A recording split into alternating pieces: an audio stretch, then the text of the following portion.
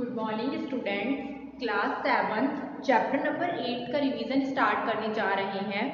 Chapter number 8 है wind, स्ट्रोम and cyclones. इस chapter में हम वाइंड, स्ट्रोम और साइक्लोन के बारे में रीड करेंगे और इस चैप्टर का रिवीजन स्टार्ट करने जा रहे हैं।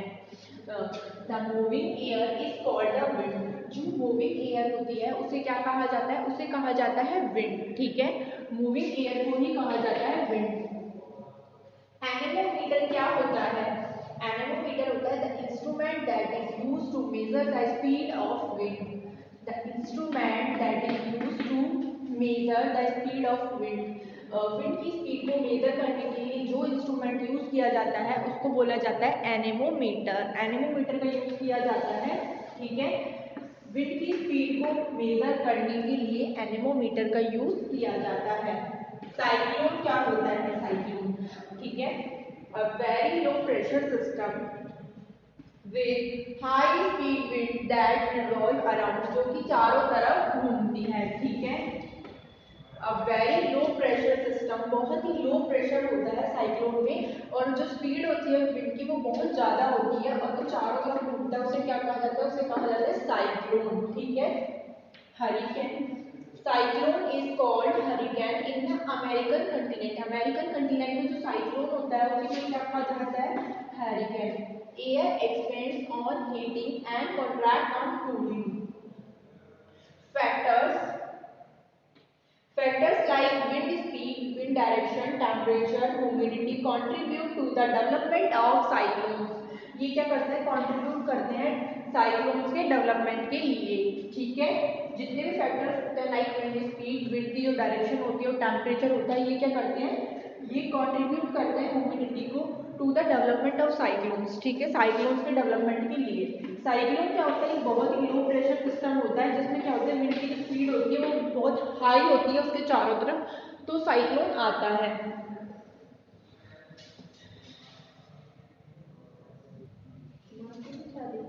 High speed winds and air pressure difference can chaos cyclone.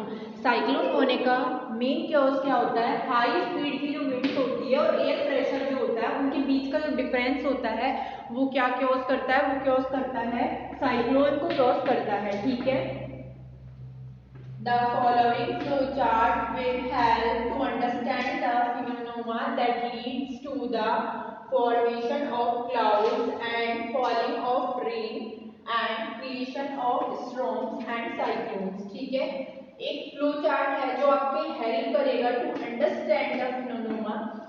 ये क्या है? आपको समझने में मदद करेगा that lead to the formation of clouds and falling of the rain।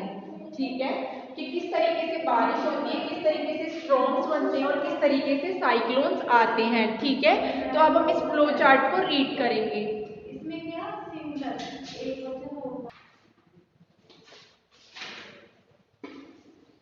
इस फ्लो चार्ट से हम समझेंगे कि किस तरीके से बारिश होती है, क्लाउड्स बनते हैं, स्टॉर्म्स आते हैं और फिर साइक्लोन बनते हैं। Difference of temperature between two region. दो रीजन है, दोनों के टेम्परेचर में क्या डिफरेंस है? Said convocation in air. ठीक है, एयर के अंदर वार्म एयर जो है वो उठी, creating low pressure area. Low pressure area में क्या है? जैसे कि वार्म एयर ऊपर उठती है, फिर दूसरा जो एरिया है वहां पे क्या है? कूल एयर है, जो क्या है? लो प्रेशर एरिया से कवरिंग है। देन वार्म एयर राइजेस, फिर ठंडी होती है, फिर वाटर की क्या बनती है? वेपर बनती है। Water vapour condensation to from clouds. ठीक है, उससे बादल बनने लगते हैं। जब बादल बनने लगते हैं तो एक बहुत बड़ी जो पानी की बूंद होती है वो क्लाउड से नीचे की तरफ गिरती है, जिसको क्या बारिश नाम देते हैं। वाटर फॉलिंग ड्रॉपलेट्स, वाटर पानी जो है धीरे धीरे ड्रॉप्स के फॉर्म में गिरने लगता है और बारिश होना स्टार्ट हो जाती है। Under certain weather condition storms and develop into cyclones. अगर कोई भी अंडर सर्टेन कंडीशन आती है, वेदर कंडीशन आती है, तो स्टॉर्म्स जो होते हैं वो साइक्लोन में डेवलप हो जाते हैं।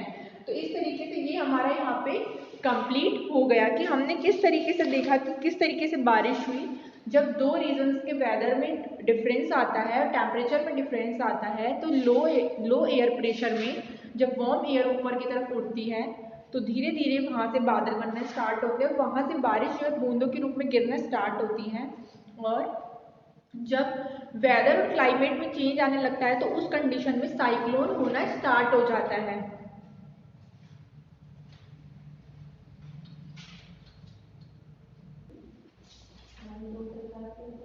टाइफून क्या होता है?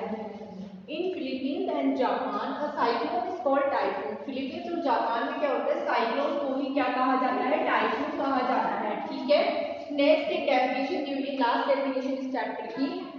टॉर्नाडो, टॉर्नाडो क्या होता है? It's a dark funnel shape cloud that reaches from the sky to the ground. ये क्या होता है? डार्क फनल शेप क्लाउड होता है जो कि रीच पहुंचता है फ्रॉम द स्काई, स्काई से लेकर टू द ग्राउंड, स्काई से लेकर ग्राउंड तक पहुंचता है। इसे क्या कहा जाता है? टॉर्नाडो। ठीक है, ये चैप्टर अपना यही खत्म होता है।